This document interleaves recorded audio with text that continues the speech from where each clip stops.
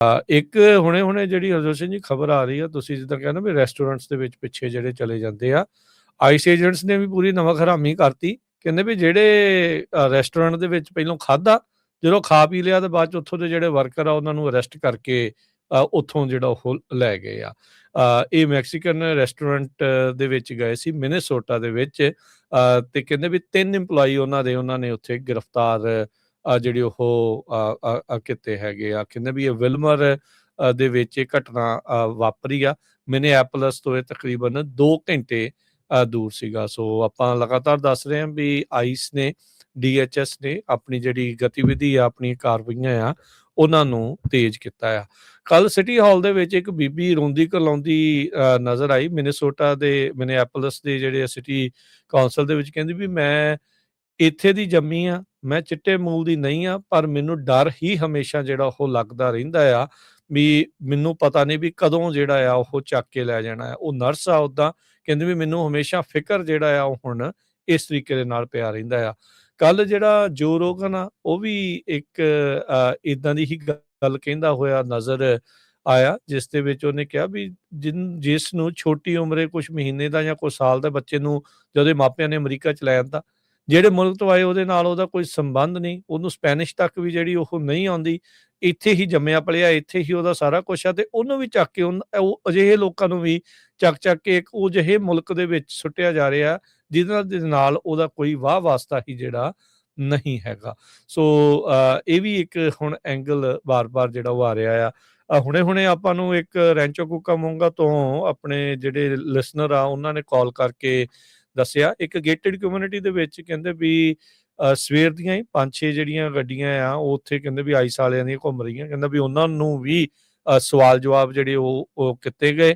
ਕਈ ਟਾਈਮ ਜਿਹੜਾ ਉਹਨਾਂ ਨੇ ਲਾਇਆ, ਗ੍ਰੀਨ ਕਾਰਡ ਹੋਲਡਰ ਸੀਗੇ, ਗ੍ਰੀਨ ਕਾਰਡ ਉਹਨਾਂ ਨੇ ਦਿਖਾਇਆ ਤੇ ਫਿਰ ਉਹਨਾਂ ਨੂੰ ਜਾਣ ਦਿੱਤਾ। ਤੇ ਕਹਿੰਦੇ ਪੂਰੀ ਇੰਟਰੋਗੇਸ਼ਨ ਇੰਟਰਵਿਊ ਇੱਕ ਹਿਸਾਬ ਦੇ ਨਾਲ ਕਰਦੇ ਆ, ਕਦੋਂ ਆਏ ਸੀ, ਕਿੱਦਾਂ ਆਏ ਸੀ, ਕਿੰਨੇ ਚਿਰ ਤੋਂ ਰਹਿ ਰਹੇ ਆ, ਕਿੱਥੇ ਰਹਿੰਦੇ ਸੀਗੇ, ਸਾਰੀਆਂ ਚੀਜ਼ਾਂ ਕਹਿੰਦੇ ਵੀ ਲਗਾਤਾਰ ਪੁੱਛੀਆਂ ਜਾ ਰਹੀਆਂ। ਤੇ ਉਹ ਦੱਸ ਰਿਹਾ ਸੀਗਾ ਵੀ ਉਸ ਕੰਪਲੈਕਸ ਦੇ ਵਿੱਚ ਜਿਹੜਾ ਵੀ ਕੋਈ ਤੁਰਿਆ ਫਿਰਦਾ ਆ, ਉਹਨਾਂ ਸਾਰਿਆਂ ਨੂੰ ਜਿਹੜੇ ਉਹ ਸਵਾਲ ਪੁੱਛੇ ਜਾ ਰਹੇ ਆ। ਸੋ ਮਿਨੇਸੋਟਾ ਤਾਂ ਹਰਜੋਤ ਸਿੰਘ ਜੀ ਇਸ ਟਾਈਮ ਇਹ ਆ ਨਾ ਵੀ ਸਾਰਿਆਂ ਦੇ ਮੂਹਰੇ ਨਜ਼ਰ ਆ ਰਿਹਾ ਹੈ ਜੋ, ਪਰ ਇਹਦਾ ਮਤਲਬ ਇਹ ਨਹੀਂ ਵੀ ਬਾਕੀ ਹੋਰ ਕਮਿਊਨਿਟੀਜ਼ ਦੇ ਵਿੱਚ ਇਹ ਇਸ ਤਰੀਕੇ ਦੇ ਨਾਲ ਦਾਖਲ ਹੋ ਕੇ ਇੱਦਾਂ ਦੇ ਜਿਹੜੇ ਸਵਾਲ ਜਵਾਬ ਆ ਉਹ ਨਹੀਂ ਕਰ ਰਹੇ ਹੈਗੇ। ਸੋ ਇਹ ਜਿਹੜੀ ਸਥਿਤੀ ਇਸ ਟਾਈਮ ਆਈਸ ਦੀ ਜਿਹੜੀ ਇਹ ਕਾਰਵਾਈਆਂ ਨੂੰ ਲੈ ਕੇ ਲਗਾਤਾਰ ਜਿਹੜੀ ਉਹ ਚੱਲ ਰਹੀ ਆ। ਇਹ ਜਿਹੜਾ ਹਰਜੋਤ ਸਿੰਘ ਜੀ ਹੰਕਾਰ ਵੀ ਇਹਨਾਂ ਦੇ ਸਿਰ ਚੜ੍ਹ ਕੇ ਜਿਹੜਾ ਉਹ ਬੋਲ ਰਿਹਾ ਆ। ਜਿੱਥੋਂ ਤੁਸੀਂ ਦੇਖ ਲਓ ਵੀ ਜਿੱਦਾਂ ਦੀਆਂ ਸਥਿਤੀਆਂ, ਜਿੱਦਾਂ ਦੀਆਂ ਖਬਰਾਂ ਜਿਹੜੀਆਂ ਉਹ ਆ ਰਹੀਆਂ, ਪ੍ਰੋਟੈਸਟ ਕਰਨ ਤੇ ਵੀ ਜਿਹੜੀ ਉਹ ਵਿਰੋਧਤਾ ਜਿਹੜੀ ਉਹ ਪੇਸ਼ ਆ ਰਹੀ ਆ ਵੀ ਪ੍ਰੋਟੈਸਟ ਵੀ ਜਿਹੜਾ ਕਹਿੰਦੇ ਵੀ ਤੁਸੀਂ ਹੁਣ ਨਾ ਕਰੋ। ਇਨਸਰੈਕਸ਼ਨ ਐਕਟ ਜਿਹੜਾ ਉਹ ਹੋ ਰਿਹਾ ਆ। ਜਿਹੜੇ ਟਿਮ ਵਾਲਸ ਤੇ ਉੱਥੋਂ ਦੇ ਮਿਨੀਐਪੋਲਿਸ ਦੇ ਜਿਹੜੇ ਮੇਅਰ ਆ ਬਾਰ-ਬਾਰ ਟਰੰਪ ਹੋਣਾ ਨੂੰ ਕਹਿ ਰਹੇ ਆ ਵੀ ਦਿਸ ਐਂਡਸ ਨਾਓ, ਪਰ ਟਰੰਪ ਹੋਣੀ ਕਹਿੰਦੇ ਵੀ ਨਹੀਂ, ਏਦਾਂ ਨਹੀਂ, ਆਪਾਂ ਤਾਂ ਇਸ ਨੂੰ ਜਿਹੜਾ ਹੋਰ ਐਕਟੀਵਿਟੀ ਨੂੰ ਲਗਾਤਾਰ ਜਿਹੜਾ ਉਹ ਵਧਾ ਰਹੇ ਹੈਗੇ ਆ। ਲੋਕਾਂ ਦੇ ਘਰਾਂ 'ਚ ਵਿਦਆਊਟ ਵਾਰੰਟ ਦਾਖਲ ਹੋਣਾ, ਲੋਕਾਂ ਦੇ ਜਿਹੜੇ ਫੋਨ ਨੇ ਵਿਦਆਊਟ ਵਾਰੰਟ ਉਹਨਾਂ ਨੂੰ ਸੀਜ਼ ਕਰਕੇ ਉਹਨਾਂ ਦਾ ਨਿਰੀਖਣ ਕਰਨਾ। ਸੋ ਕਾਫੀ ਕੁਛ ਜਿਹੜਾ ਉਹ ਚੱਲ ਰਿਹਾ। ਕਈ ਵਾਰੀ ਲੋਕਾਂ ਨੂੰ ਲੱਗਦਾ ਵੀ ਹਾਂ ਉਹ ਆਪਣੀ ਕਾਰਵਾਈ ਕਰ ਰਹੇ ਆ, ਪਰ ਇਹ ਕਾਰਵਾਈ ਦੇ ਵਿੱਚ ਬਹੁਤ ਸਾਰੇ ਜਿਹੜੇ ਕਾਨੂੰਨ ਦੀਆਂ ਉਲੰਘਣਾਵਾਂ ਵੀ ਜਿਹੜੀਆਂ ਉਹ ਨਜ਼ਰ ਜਿਹੜੀਆਂ ਉਹ ਆ ਰਹੀਆਂ, ਜਿਨ੍ਹਾਂ ਨੂੰ ਕਈ ਲੋਕ ਤੇ ਇਹ ਖਾਸ ਕਰਕੇ DHS ਵਾਲੇ ਤਾਂ ਹੁਣ ਨਜ਼ਰ ਅੰਦਾਜ਼ ਕਰ ਰਹੇ ਆ। ਉਦੋਂ ਜਦੋਂ ਹਰਜੋਤ ਸਿੰਘ ਜੀ ਇਹ ਵੱਡੀ ਚਿੰਤਾ ਦਾ ਵਿਸ਼ਾ ਬਣ ਜਾਂਦਾ ਜਦੋਂ ਉਹਨਾਂ ਨੂੰ ਇਹ ਕਿਹਾ ਜਾਂਦਾ ਆ, ਸਟੀਵਨ ਮਿਲਰ ਜਿਹੜੇ ਡਿਪਟੀ ਚੀਫ ਆਫ ਸਟਾਫ ਆ ਉਹਨਾਂ ਦੇ ਦੁਆਰਾ ਬਾਰ-ਬਾਰ ਵੀਡੀਓਜ਼ ਦੇ ਉੱਤੇ ਆ ਕੇ ਵੀ ਤੁਹਾਨੂੰ ਫੁੱਲ ਇਮਿਊਨਿਟੀ ਆ, ਵੀ ਤੁਹਾਨੂੰ ਕਹਿ ਹੀ ਕੁਛ ਨਹੀਂ ਕੋਈ ਸਕਦਾ, ਜਿੱਦਾਂ ਤੁਸੀਂ ਜੋ ਮਰਜ਼ੀ ਜਿਹੜਾ ਆ ਉਹ ਕਰੀ ਜਾਓ। ਸੋ ਇਹ ਇੱਕ ਕਿਤੇ ਨਾ ਕਿਤੇ ਫਿਰ ਪਾਵਰ ਟ੍ਰਿਪ ਜੇ ਕੋਈ ਕਰ ਜਾਵੇ।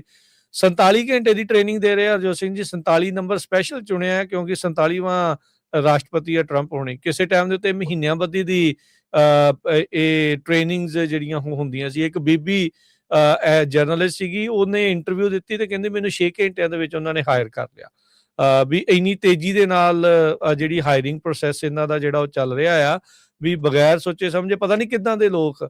ਉੱਦਾਂ ਇਹ ਕਹਿ ਰਹੇ ਆ ਵੀ ਵੈਟਿੰਗ ਜਿਹੜੀ ਕਰਕੇ ਲੋਕ ਜਿਹੜੇ ਅਮਰੀਕਾ ਦੇ ਵਿੱਚ ਉਹਨਾਂ ਦੀ ਪੂਰੀ ਜ਼ਿਆਦਾ ਵੈਟਿੰਗ ਹੋਣੀ ਚਾਹੀਦੀ ਆ, ਪਰ ਜਦੋਂ ਇਹ ਆਪਣੇ ਮਹਿਕਮੇ 'ਚ ਕਿਸੇ ਨੂੰ ਕਹਿੰਦੇ ਆ ਵੀ ਹਾਂ ਅਸੀਂ ਤੁਹਾਨੂੰ ਨੌਕਰੀ ਤੇ ਰੱਖਣਾ ਆ, ਉਦੋਂ ਫਿਰ ਵੈਟਿੰਗ ਜਿਹੜੀ ਉਹ ਛਿੱਕੇ ਟੰਗ ਲੈਂਦੇ ਆ। ਸੋ ਕਾਫੀ ਕੁਛ ਇਸ ਟਾਈਮ ਚੱਲ ਰਿਹਾ ਆ, ਜਿਨ੍ਹਾਂ ਨੂੰ ਲੈ ਕੇ ਚਰਚਾਵਾਂ, ਵਿਵਾਦ ਜਿਹੜੇ ਆ ਉਹ ਚੱਲ ਰਹੇ ਨੇ ਤੇ ਉਹਨਾਂ ਨੂੰ ਜ਼ਰੂਰ ਬਰੀਕੀ ਦੇ ਨਾਲ ਦੇਖਣ ਦੀ ਜ਼ਰੂਰਤ ਹੈਗੀ। ਜੀ। ਸੋ ਰੇਨੇਗੁੱਡ ਦੇ ਉਹਨੂੰ ਗੋਲੀਆਂ ਮਾਰਨ ਤੋਂ ਬਾਅਦ ਮਿਨੇਐਪਲਸ ਦੇ ਵਿੱਚ ਬਹੁਤ ਜ਼ਿਆਦਾ ਜਿਹੜੇ ਪ੍ਰੋਟੈਸਟ ਆ ਉਹ ਹੋ ਰਹੇ ਆ। ਇਕੱਲੇ ਉੱਥੇ ਨਹੀਂ, ਵੀਕਐਂਡ ਦੇ ਦੌਰਾਨ 1000 ਜਗ੍ਹਾ ਦੇ ਉੱਤੇ ਵੱਖ-ਵੱਖ ਅਮਰੀਕਾ ਦੇ ਵਿੱਚ ਜਿਹੜੇ ਪ੍ਰੋਟੈਸਟ ਹੋਏ ਸੀ।